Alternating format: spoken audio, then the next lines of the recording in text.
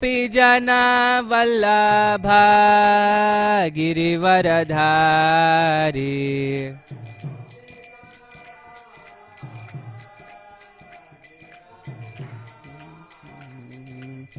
यशोदानंदन ब्रज जनरंजना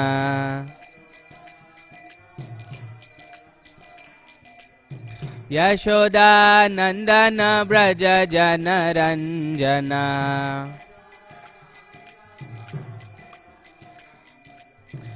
यशोदानंदन ब्रज जनरंजना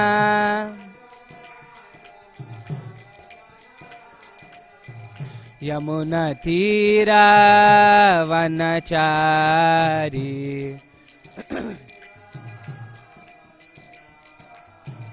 यमुना तीरा वनचारी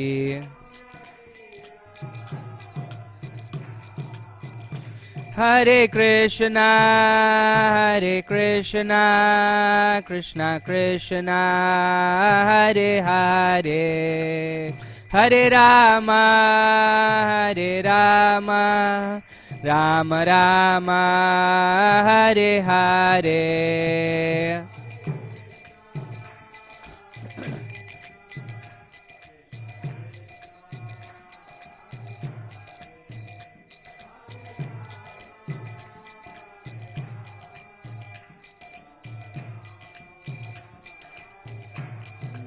हरे कृष्णा कृष्णा कृष्णा हरे हरे हरे राम राम राम हरे हरे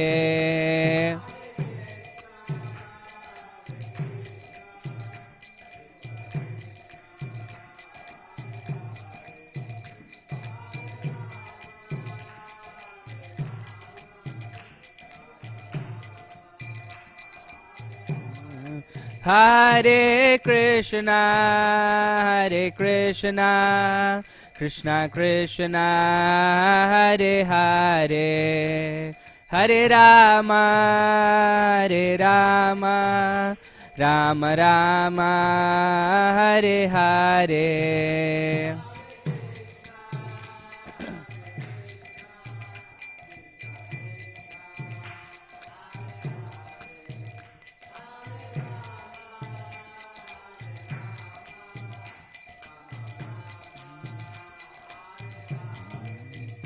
जय प्रभुपादा जय प्रभुपादा जय प्रभुपादा जय प्रभुपादा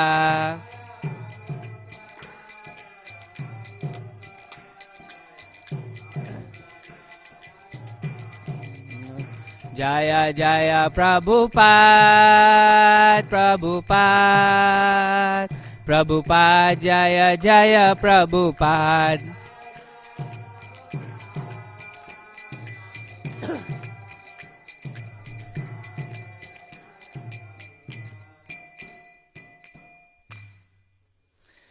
जय ओम Vishnupad Paramhans Parivrajakacharya Ashtottara Sata Shri Srimad his divine grace A C Bhakti वेदांत स्वामी श्रील प्रभुपाद की जय। ग्रंथराज श्रीमद् भागवतम की जय। समवेत भक्त वृंद की जय। निताय गौर प्रेमानंदे Hari Hari. All glories to the assembled devotees.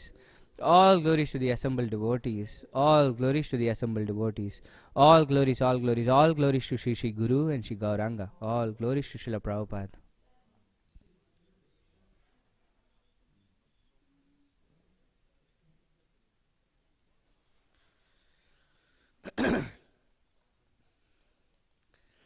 Please repeat. Om Namo Bhagavate Vasudevaya. Om Namo Bhagavate Vasudevaya. Om Namo Bhagavate Vasudevaya. Narayanam Namaskritya Naram Chaiva Narottamam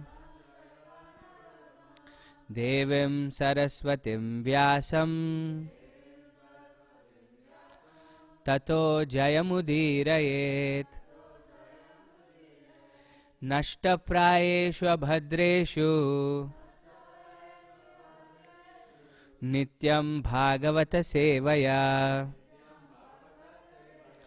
Bhagavati Uttama Shloke Bhaktir Bhavati Naishtiki. So we're reading from Srimad Bhagavatam, Canto 1, Chapter 8, titled Prayers by Queen Kunti. We're on text 14 today.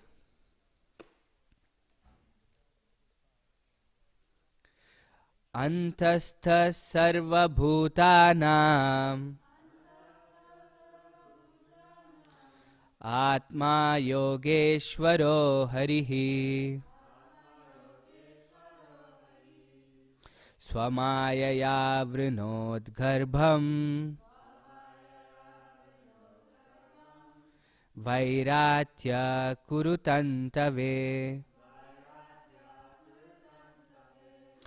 Antastha Sarva Bhutanam Atma Yogeshwaro Harihi Swamayaya Vrinod Garbham Vairatya Kurutantave Antastha Sarva Bhutanam Atma Yogeshwaro Harihi Swamayaya Vrinod Garbham Vairatya Kurutantave.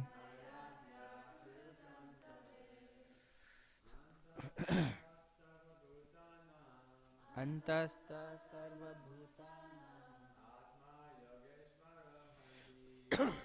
Yogeshwaro Harihi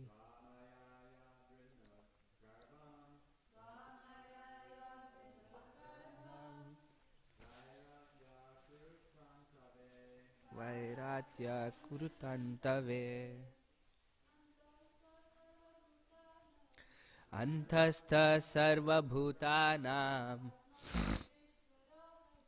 Atma Yogeshwaro Harihi Swamahayaya Vrinod Garbham Vairatya Kurutantave Antastha sarva bhutanam Atma Yogeshwaro Harihi Swamayaya Vrinod Garbham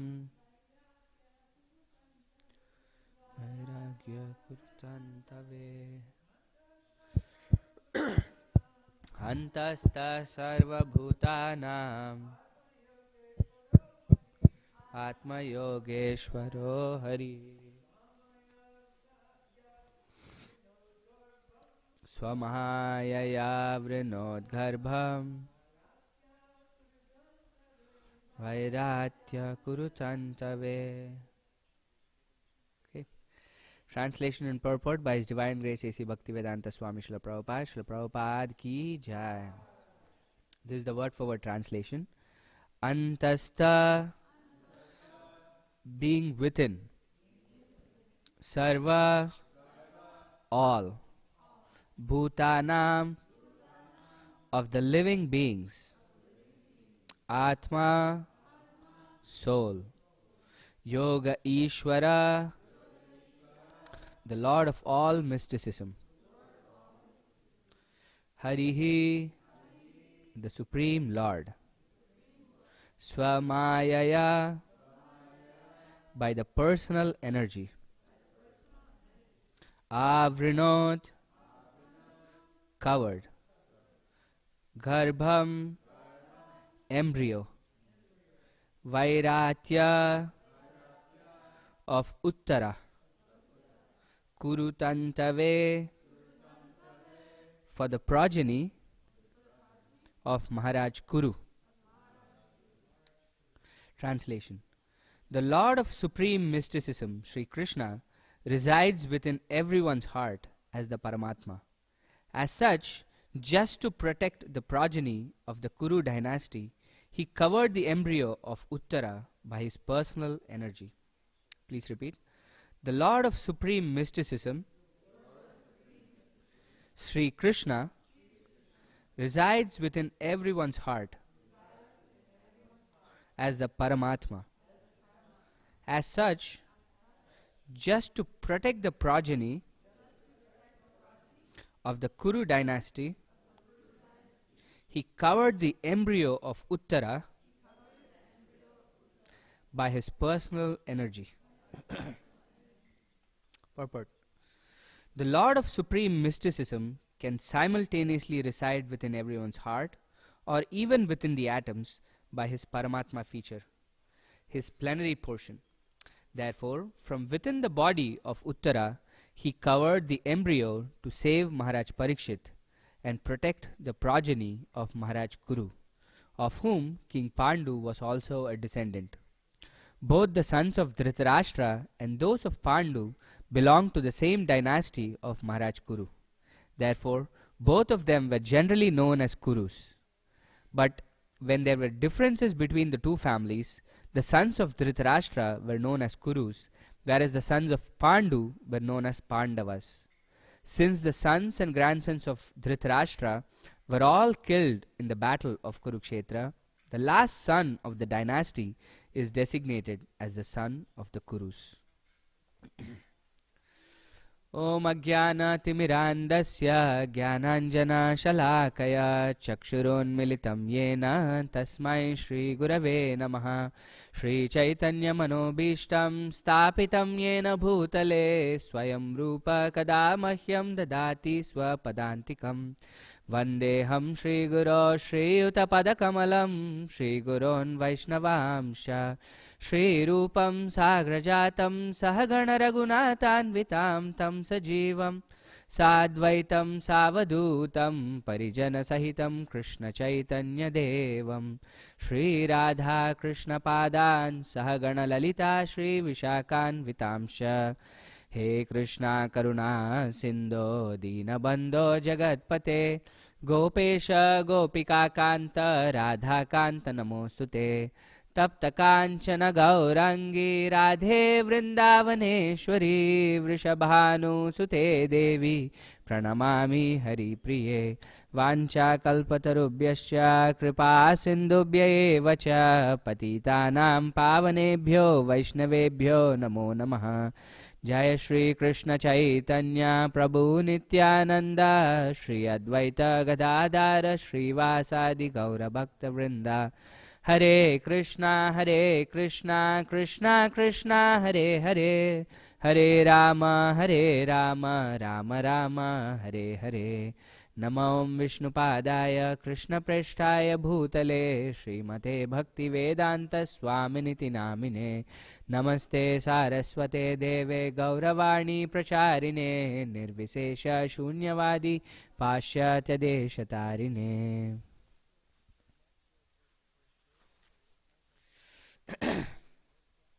Okay. So as I was saying, I just knew 15-20 minutes before the class that I was going to give a class, so haven't prepared much. I hope this could be more of a discussion rather than me just speaking forever. I don't think so. But we see that the prayers have begun in this chapter. Although the title of the chapter is Prayers by Queen Kunti, Krishna is responding to somebody's prayer here by protecting Maharaj Parikshit. You know whose prayer he's responding to? Uttara, right?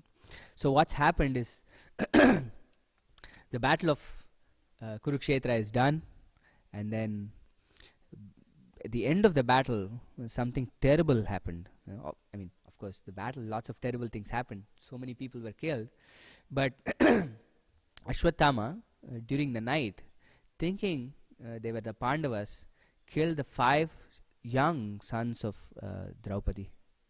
Already the Pandavas were shattered because Yudhishthir Maharaj didn't really want the war, but because Krishna asked them to, he fought the war, and he was in a very sad state already because he had killed practically his friends and cousins and nieces and nephews on the other side, and from his side so many people were killed.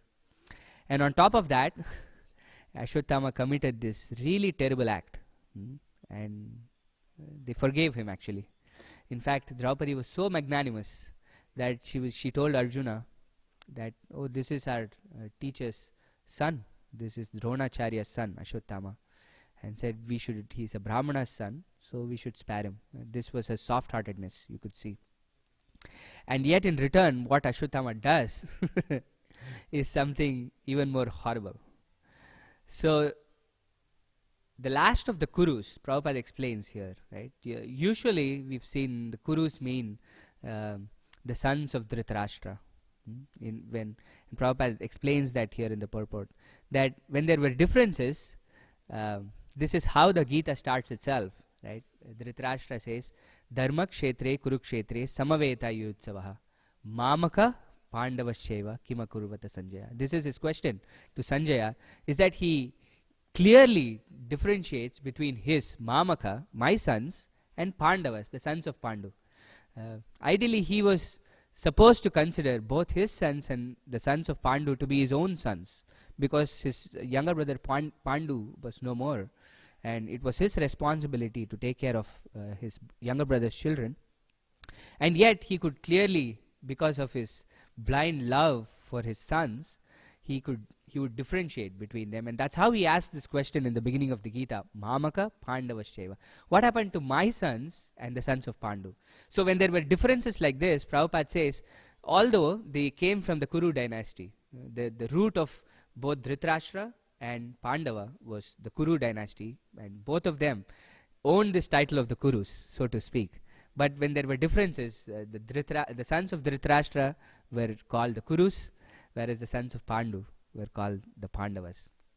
But yet now everybody is dead. The sons of Dhritarashtra are dead. From the Pandava side, only the 5 Pandavas are alive, right? And Arjun's son, or Uttara's husband, Abhimanyu, has also been killed.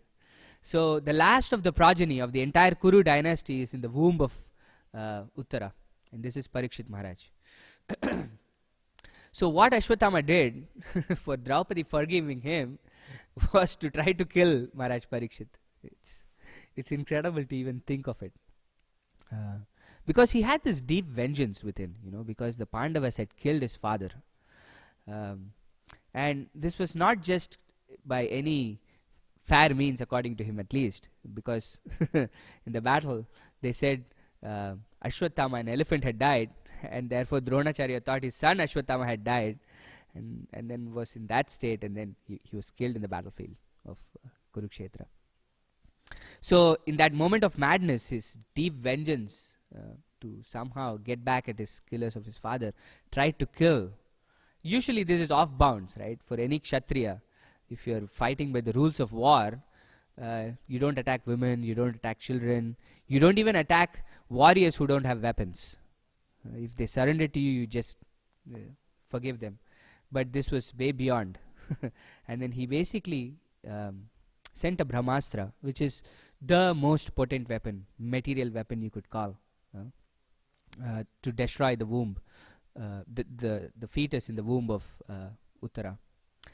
And what Uttara does is incredible, right? In the few verses before. So if you are being attacked, what would you do? You try to protect yourself if you can, but this was way beyond, right? This was a nuclear warhead, so to speak, coming at her womb. You cry out to the Lord, right? Oh, Krishna, please protect me. What else would we do? At least as devotees, that's something that's very straightforward to us, right? That we cry out to the Lord. This is what Uttara did. But then even within that cry, you can see this is the most amazing thing about the prayers in Srimad Bhagavatam, is she says, Pahi Pahi Mahayogin, please protect me. But then the way she is saying is first glorifying Krishna. Deva Deva Jagatpate, Nanyam Tva Babhayam Pashe Trimurti Parasparam, she says. think about this scenario. A nuclear warhead is coming towards you at rapid pace. And you're asking for protection. And the only thing we can blurt out, if we can, is, Krishna, please protect me. Right? But yet she starts describing Krishna first. Oh, you are the Mahayogin, right? You're the master of all mystics, which is the same thing that we're seeing in this verse also. Yogeshwara, Krishna is described here.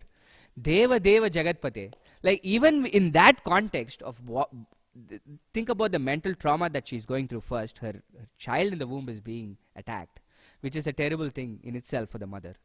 And on top of it, she has very little time to do anything. And even within that, she first offers prayers to the Lord. So this is the kind of devotee that we are talking about here. Uttara was no ordinary person. You can see that the Bhagavatam doesn't speak much about her, right? We see her in this chapter, and then that's it. Probably in the 10th canto we might hear of when she's married to Abhimanyu, but that's it. But you can see how this is the amazing quality of Bhagavatam, is that it completely shines a different perspective on all the characters that we've seen before. You can see the character of Uttara in the Mahabharata, right? If you see that Uttara was the student of Arjuna, right? She was learning dance from Arjuna when they were in 1 year of incognito. This was one of the terms under which they said they would get their kingdom back. 13 years they had to go, 12 years they could be in the forest, but the last year they had to be incognito. If they were found by the Kauravas, or the sons of Dhritarashtra, then they get nothing. So the Pandavas were incognito, so Arjuna was in the garb of a eunuch, teaching dance in the kingdom of Uttara's father. I forget what his name was, but that's how we know her, right? She was infatuated by Arjuna himself, and she wanted to. Then her father basically asked Arjuna to marry her, and then he said, "No, I'm her teacher. This is not right. I have a son of proper age. You can get her married." But you can see the character from the perspective of Mahabharata. This was Uttara. But then you see how Bhagavatam shines a completely different light on Uttara as a person, of how amazing of a devotee that she was, that even in such circumstance she was asking for protection from the Lord, and when asking, glorifying the Lord before asking for protection. And Krishna hears all of our prayers. We can see in this case it's a very direct correlation, right? Uttara prayed, Krishna protected, and Maharaj Parikshit was protected from within the womb. But in many cases, we don't probably see Krishna's protection directly. By protection, most of us think that this protection has to be physical, right? Some harm to my body, I'm asking, please Krishna, protect me. But then, doesn't really happen. Probably the person that we really love, we are asking for protection from Krishna, but the person leaves the body. Sometimes we think that Krishna is not really hearing our prayers. Krishna is not really probably protecting. But one of the qualities of surrender, this is Krishna saying in the Gita, that he asks all of us to do one thing.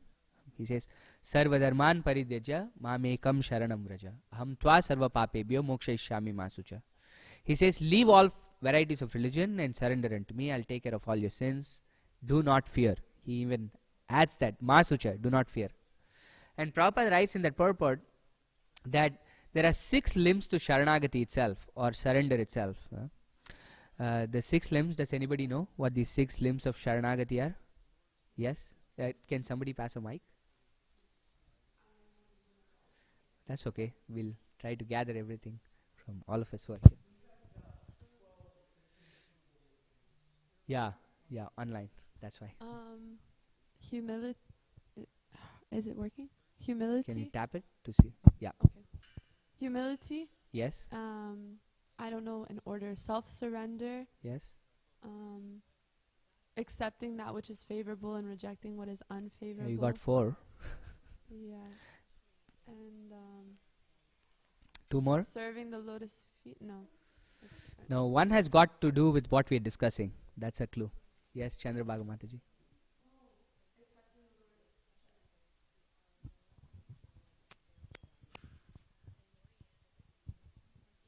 think the last two are accepting the Lord as the maintainer and the Yes. protector. And the And the protector. protector. Is that right? Yeah, in fact, it goes on to say, Rakshishyatiti Vishwasa, that incredible, unflinching faith that the Lord will protect me. The Lord is my protector. This is one of the limbs of Sharanagati. So we've Anukulyasya Sankalpa, Pratikulyasya Varjanam. Accepting what's favorable for devotional service, rejecting what's unfavorable for devotional service. Rakshishyatiti Vishwasa, that this unflinching faith, Vishwas, that Krishna will protect me. Krishna is my only protector. Goptritve Varnam Tata, that Krishna is my only master. Krishna is my only maintainer. And then Atmanikshepa, surrendering completely, giving everything to Krishna, and Karpanya is humility. So one of the aspects of Sharanagati is this unflinching faith that Krishna will protect us. Although it may seem to us sometimes that Krishna is not really protecting us, Krishna in fact is protecting us. So what does he protect is the question, right? If we are trying to ask for protection and what we are asking for protection is basically not protected, what is Krishna protecting then? Krishna says even that Ananyas Chintayanto Mam Ejana Paryupasate Tesham Nityabhiyuktanam Yogakshemam Vahamyaham. That Ananyas Chintayanto Mam. Ananya means one-pointed. Anya. Anya means others, right? Ananya, there is no other. There is just one. Ananyas Chintayantam, for somebody who's constantly, one-pointedly thinking about me. Eshana Ananyas Chintayanto Mam Ejana Paryupasate, and for performing devotional service to me, Tesham Nityabhiyuktanam, and is always connected to me. He says, I carry what they lack and protect what they have. So Krishna is also promising that he'll protect, right? So it's not just he's saying, surrender to me, and one of the limbs of surrender are us putting faith in Krishna that he'll always protect me. Why do we put faith in it? It's because Krishna is saying it, that I'm going to protect you. Don't worry. Do not fear, he's saying. So what is he protecting in this case? In many cases in the Bhagavatam, right? You can see the devotees praying, but not really. Krishna, at least outwardly, seems Krishna hasn't protected. So any ideas on what Krishna is protecting and what Krishna is not really protecting?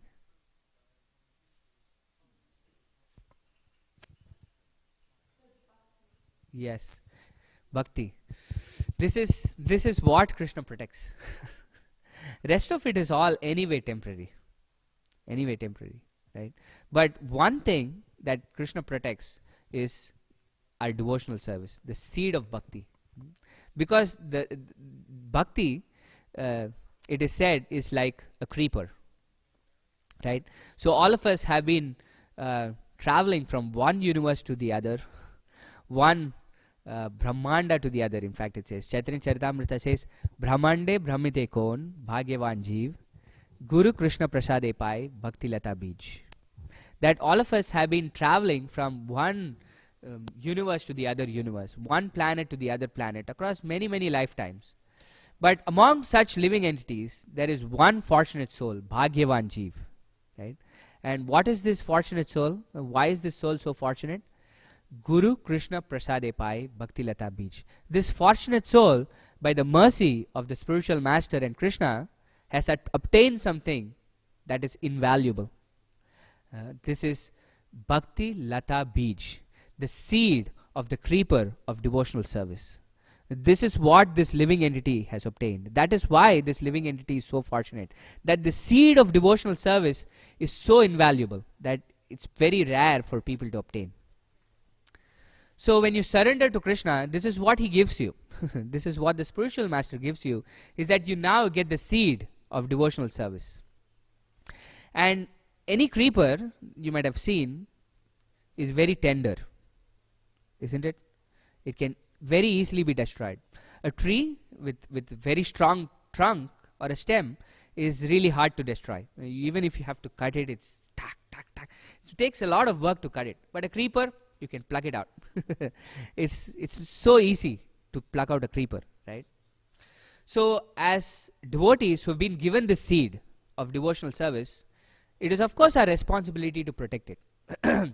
So we have to put up a fence and make sure this fence are the 4 regulative principles, and make sure we're not doing anything harmful that will destroy the seed, and make sure when we are nourishing this creeper of devotional service, and if you've done a little bit of farming or gardening also, you'll know that when you're trying to grow something, there are other things that you don't want to grow also starts growing. These are the weeds that start growing, right? So you have to start recognize that, oh, there is a weed, and start taking out those weeds and things like that. So this entire process of devotional service, we are actively trying to do it. But our endeavor is really very insignificant when compared to what Krishna is giving us in the entire process, right? When we're trying to perform devotional service, it's not just a one-way thing. It's not by our own endeavor that we're completely doing it. We're depending on the mercy. Guru, Krishna, Prasada. The mercy of Guru and Krishna is probably like 99% of the entire thing. Of course, we are expected to endeavor. Krishna is looking at what we can do, but realistically speaking, what we can do is very minuscule in nature. So Krishna is who, and in the form of the spiritual master, Krishna is giving us all this mercy so that we can protect this seed of devotional service. My spiritual master Hanumat Preshaka Swami says, every day you chant, every mantra you chant, it is because of the mercy of the spiritual master. We might think, oh, I am chanting my 16 rounds today, I am chanting my Mahamantra today. But if it was not for the mercy of the spiritual master, our endeavor, how far can we get with our endeavor, right? So Krishna is protecting this. And Krishna is protecting this incredible seed of devotional service, because this activity of devotional service is something that's little different from other activities. Krishna says, Neha Bikramanasoshti Pratyavayo Navidyate Swalpam Apyasya Dharmasya Trayate Mahato Bhayat. He says in the Gita that there is no loss or diminution when you perform devotional service. He says just one little bit, one little activity of performing devotional service can give you Trayate Mahato Bhayat, deliverance from the greatest of all fears. What is the greatest of all fear in this world?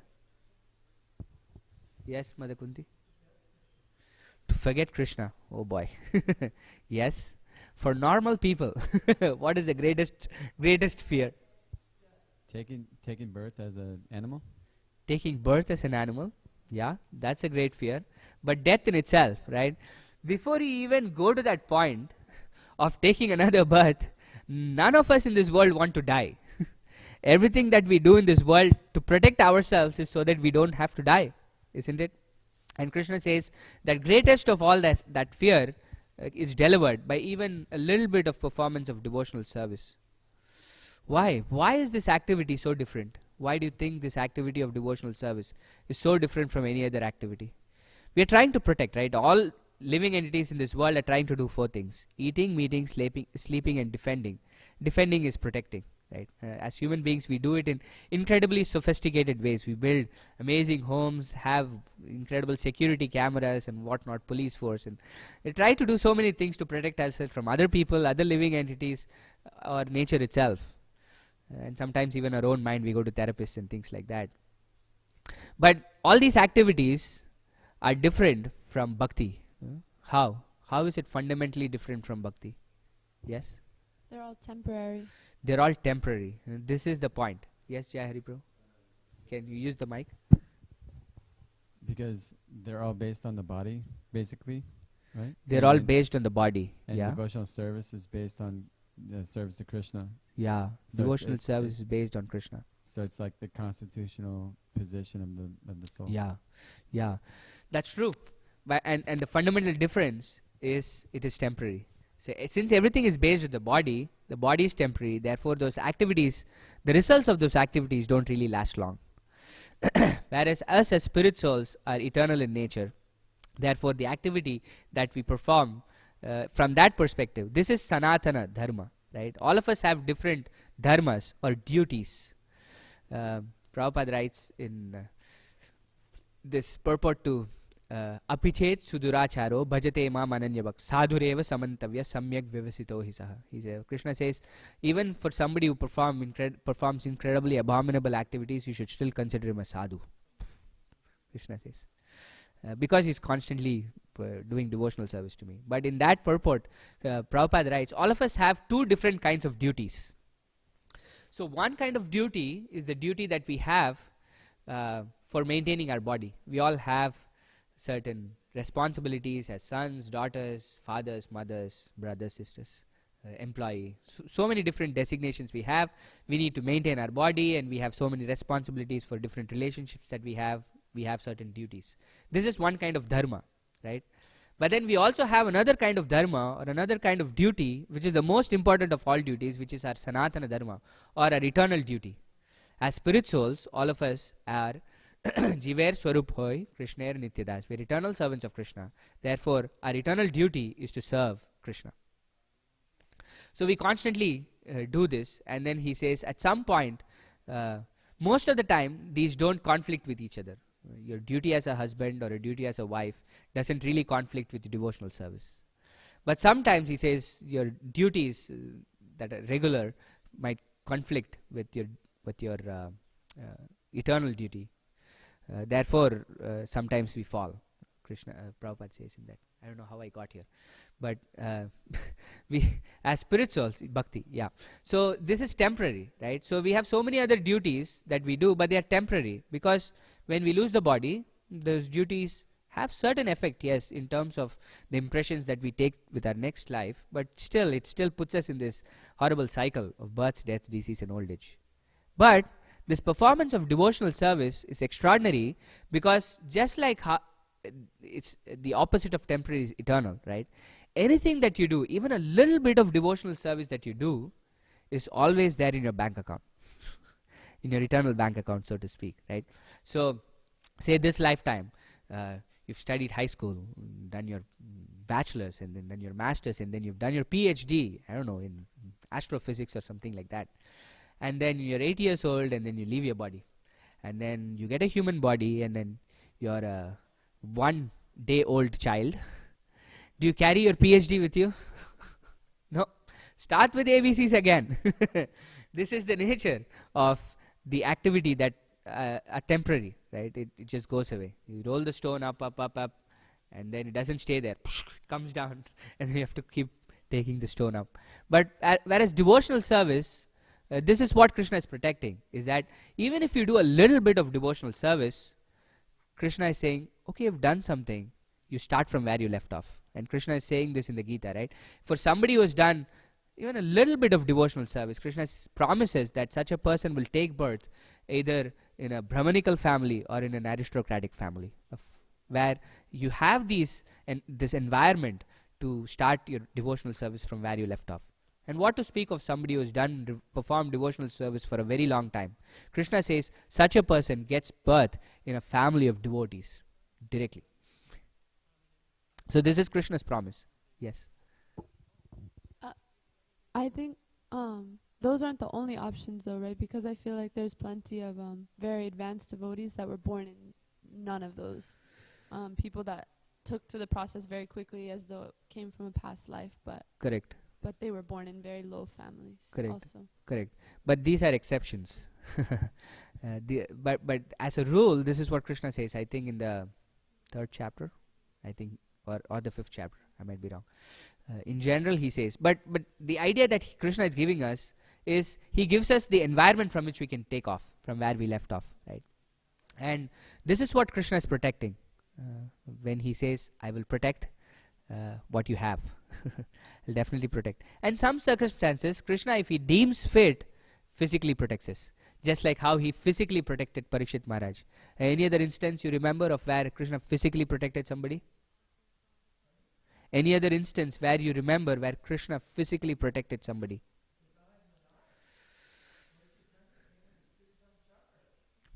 Yeah. Yes. Yes, I'm going to repeat. Mother Kunti was saying it's Jagai and Madai. This is an extraordinary circumstance, right? Where Jagai and Madai themselves were not asking for protection, but the devotee was asking for protection. And at that point, Krishna has no choice. When Nityananda Prabhu himself asked for protection, Krishna had to stop his Sudarshan Chakra. Yes, Mother Tulsi Saki. Can you use the mic, please? When Arjuna was fighting with Bhishma Pitama, Krishna picked up the wheel.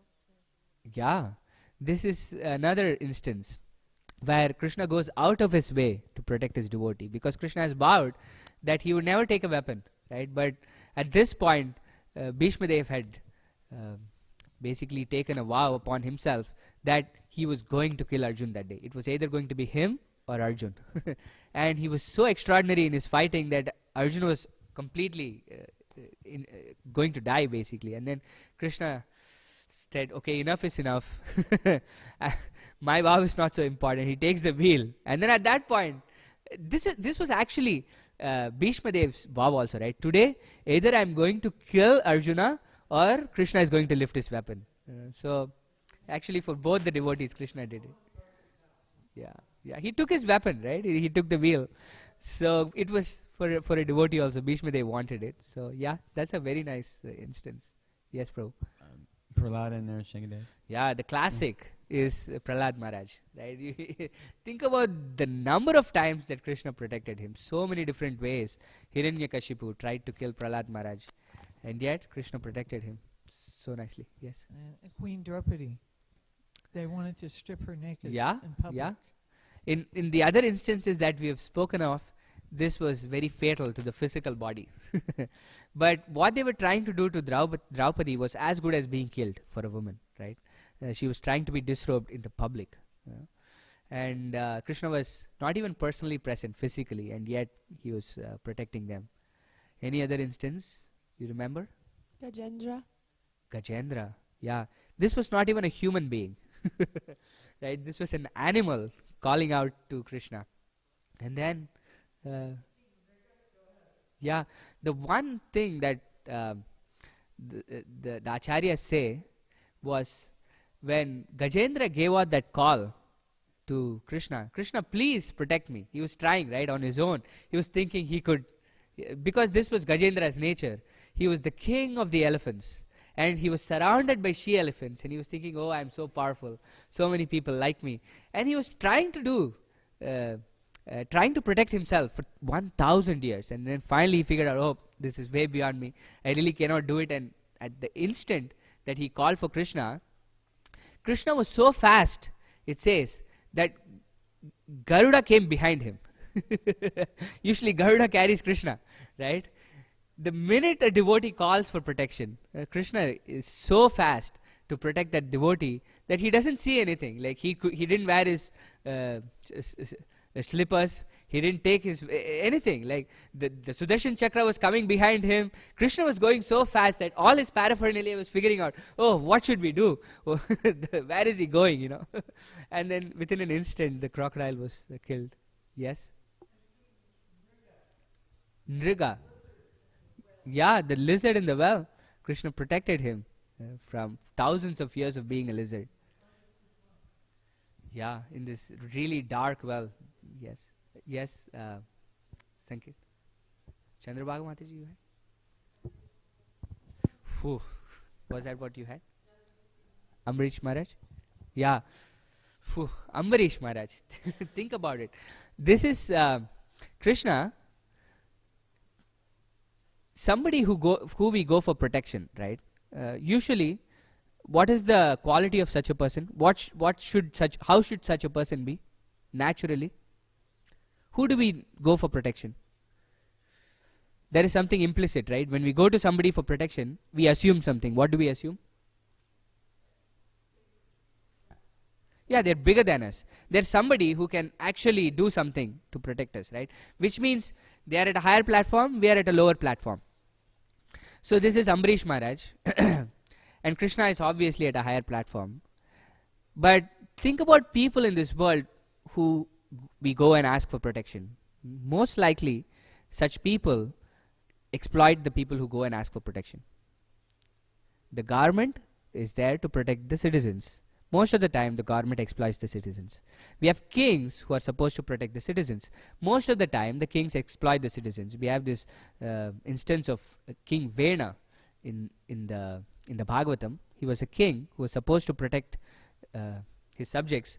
But the Bhagavatam says the status of the citizens there was such that they were on a log, being burnt by fire from both the sides. On one side, they were being burnt by thieves and robbers who were exploiting everything that they had. On the other side, the king was doing the same thing as well. So this was the status of the citizens, right? So most in the world that we live in, when we go and ask for protection, either there is something that the other person expects from us, right? I'm protecting you, but you owe something to me in the future. Very few people in this world unconditionally protect us or give something that we want. Or they completely exploit us.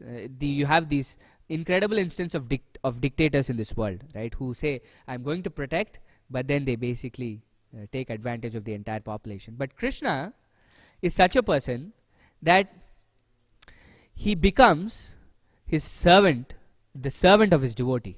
He says, Aham bhakta paradhina. I am the servant of my devotee. When Durvasa Muni was going all the way, he went to Lord Shiva, first Lord to Brahma, Lord Shiva for protection. He went to Lord Vishnu for protection because the Sudarshan Chakra was chasing him, right? And what does Vishnu say? Oh, I cannot protect you because I am under the control of my devotee. Aham bhakta paradhina. You have to now go and ask Ambarish to see if he will protect you. If he will protect you, the Sudarshan Chakra will back off. So this is Krishna, right? So when we go and ask for Krishna's protection, it doesn't mean that Krishna is going to exploit us, because he absolutely needs nothing from us. Because the people that we go and ask for protection in this world need something from us in this world. They need something in this world because they themselves are not completely self-satisfied. But Krishna is Yogeshwara, the Lord of all mystics. He absolutely doesn't need anything. Therefore, he is he's absolutely not insecure. Think about it. This is the most powerful weapon in the entire universe or the entire creation. And he has given it to somebody. This is his Sudarshan Chakra, right? And he has said, okay, you can have it. Think about your most valuable possession that you have. How easy it is for you to go and give it to somebody and say, oh, you have it. It's fine. This is the most powerful thing, right? He is such a person that he'll give it to his devotee and say, you have it. And says, even I won't control. I've given it to you. It is now up to the devotee to control that Sudarshan Chakra. Although it is mine, right? Even when we give it to somebody, something to somebody, and we might have this expectation that, oh, when I say something, that person will do something with the thing that I gave him. But here Krishna is saying, no. Now this is up to Maharaj Ambarish. You go and ask him for forgiveness. And this is the devotee also, right? Then he says, okay, if I've done anything pious, he prays to Sudarshan, please forgive Durvasa Muni. He says, take all my piety with you. I don't want anything. This is somebody who's tried to kill him. And Maharaj Ambarish's reaction is that, oh, please Sudarshan, please protect him. And take away everything that is pious that I've done. If there is anything pious that I've done, take everything and then protect this person. So this is Krishna's protection. He definitely protects us. We might sometimes see it very clearly. Sometimes we might not be able to see it very clearly. But either way, we should have this unflinching faith, Rakshishyati iti Vishwasa, that Krishna will always protect us. This is one of the limbs of Sharanagati.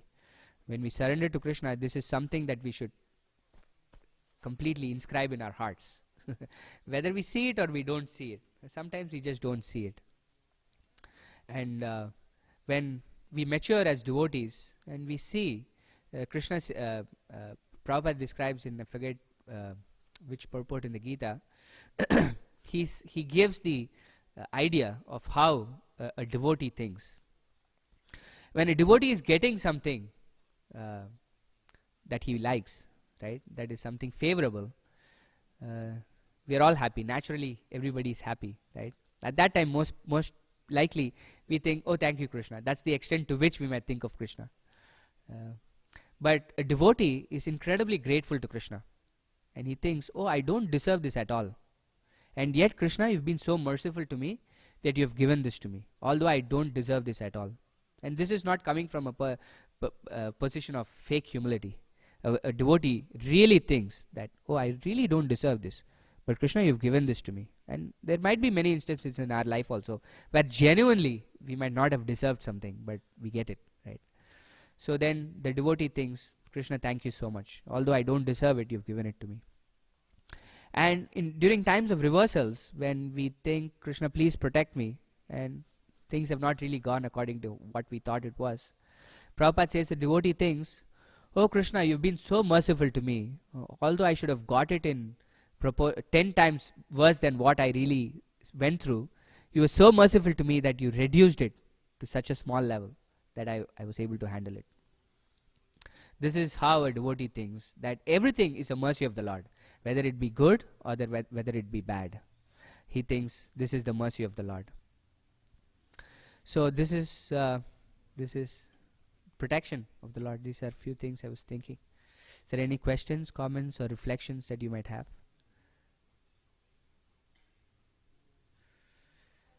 Yes.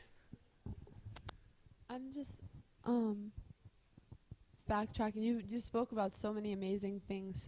But there was the one question that I had in the middle of your class when Yeah. you were talking briefly about the Bhakti Lata beach, and when we water the Bhakti Lata beach, we also water the weeds. Yeah. I feel like I've asked this question many times, but I always want more information of how to uproot those weeds, how to stop watering them or get them out of there. Yeah. It's a straightforward answer, but a difficult thing to practice. So we every day read in the morning there are 10 offenses to the chanting of the holy names of the Lord. These are what protects us from the weed. When we actively try to stop committing those offenses to the holy names of the Lord, then the weeds don't really grow. And the most important thing that they say that causes all the other offenses is inattentiveness, right? And this can be applied to every activity in Krishna consciousness, not just chanting, right? When we are doing any other service, washing pots, or even dressing the deity, or giving a class, or any service that you do, we have to try to be as present as possible, as conscious as possible, as attentive as possible. Then in that moment Krishna is there. The Chaitanya Charitamrita says, Krishna Surya Sama Maya Hai Andhakar Jaha Krishna Taha Maya Nahi Adhikar. Right? Krishna is like the sun and Maya is like the darkness. Wherever there is sun, there is no chance that there can be darkness. Right? So the entire idea is to try to be present so that Krishna can be present. Try to be attentive because Krishna can be present, and in that point there is very less chance that something can enter. Right, the weed can enter. Can I share a reflection on Yes, that? yes, please. And my experience is like, I'm sure many people can relate, is often I'm very inspired sometimes, and sometimes I'm just very not. Yeah. And so a practice that I've had recently is like, in those moments where I am inspired, to do what you're saying, to be attentive, because when I'm not feeling inspired, it's going to be difficult. But if I can, while those moments are there, just take advantage of it and be present. Yes. It's okay, and it's natural that it's going to kind of ebb and flow sometimes, but when it's there, be there with it.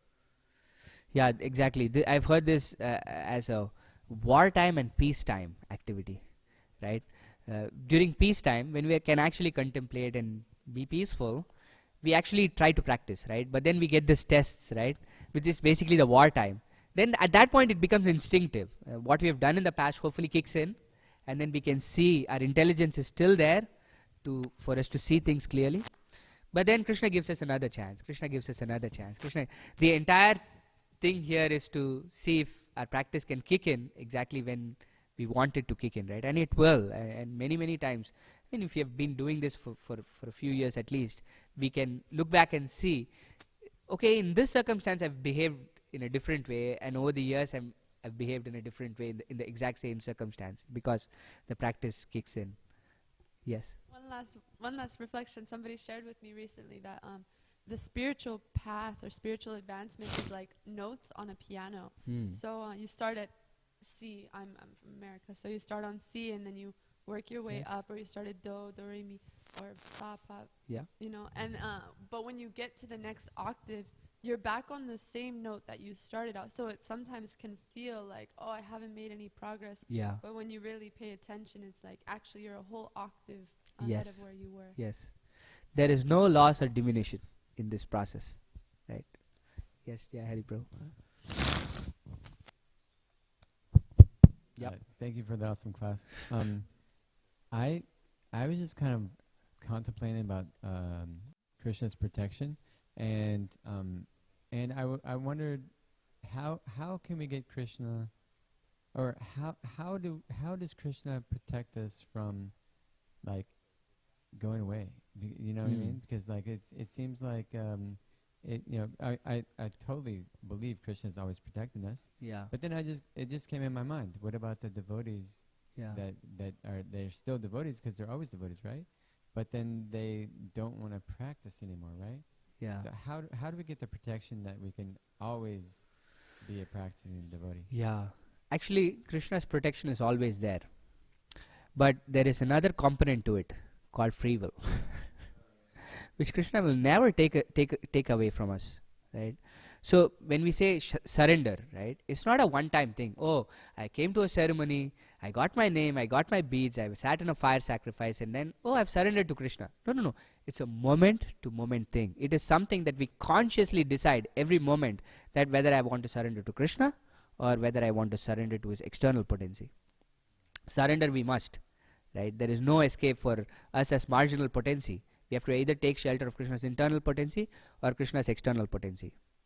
But when we have surrendered to Krishna, we have access to something that is not available to everybody, which is the mercy of the spiritual master, which is even more merciful than Krishna's mercy itself, right?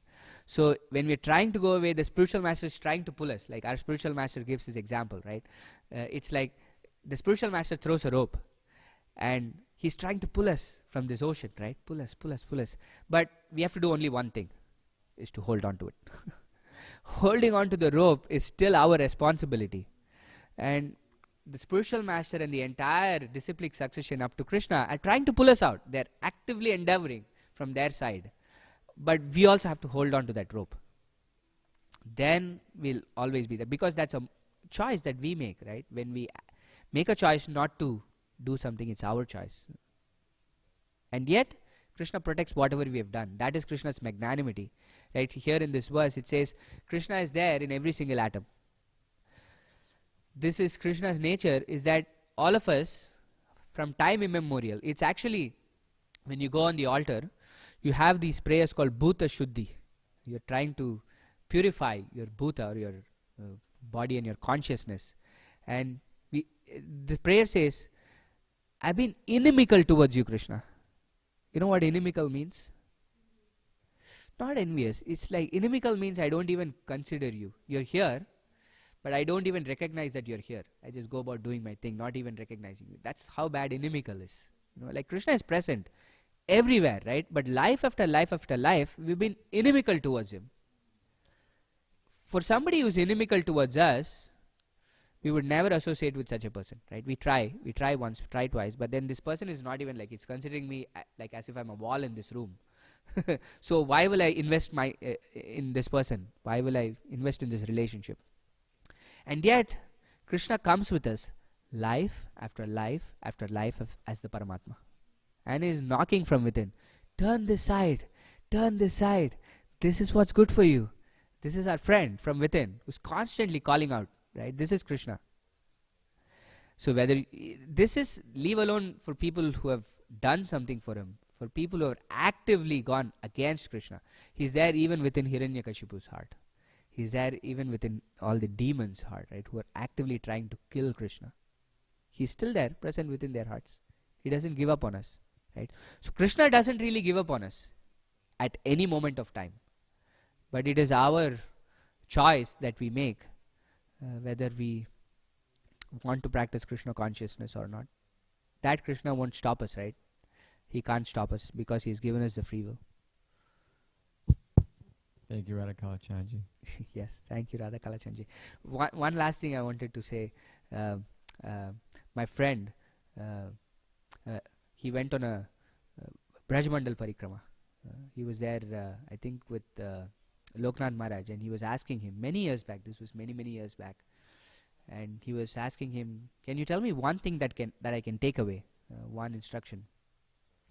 And then this is something that he shared with me. Maharaj was saying that if you've been to this Kumbh, you know, this Kumbh Mela happens, I think, every 12 years or something like that, and this incredible number of people come in to take a dip, because I think that the Yamuna, the Ganga, and the Saraswati, the confluence happens or something like that every 12 years, to take a dip when the three rivers are present. So if you want to take a dip in the Kumbh, you have to do only one thing. Just go in the middle of the crowd. The crowd will just take you. You'll take the dip. You don't even have to try to do anything. But if you're there on the periphery, it's going to be incredibly hard for you to take a dip. You have to go push through, and it's going to be very hard. So he was saying, always be present in the midst of devotees. Right? That way, by the strength of everybody, you're pushing me, I'm pushing you, all of us, by our combined strength, we can progress. But if you are in the periphery, right, we want to be associating with them or not associate here or there, then that's a very difficult position. Then it's the chances of us going are more. Or the Bombay train, you could say. Right? If you want to get into a New York subway, right, you just have to stand in the middle where people are getting in and they push you inside. Or when you have to get out, they push you out. This happens in Bombay, definitely. Yeah. Any other questions or comments? Okay, we should stop here then. ग्रंथराज Shrimad Bhagavatam की जय, श्रील प्रभुपाद की जय। वाञ्छा कल्पतरुभ्यश्च कृपा सिन्धुभ्येव च पतितानां पावनेभ्यो वैष्णवेभ्यो नमो नमः। अनंत कोटि वैष्णव वृंद की जय।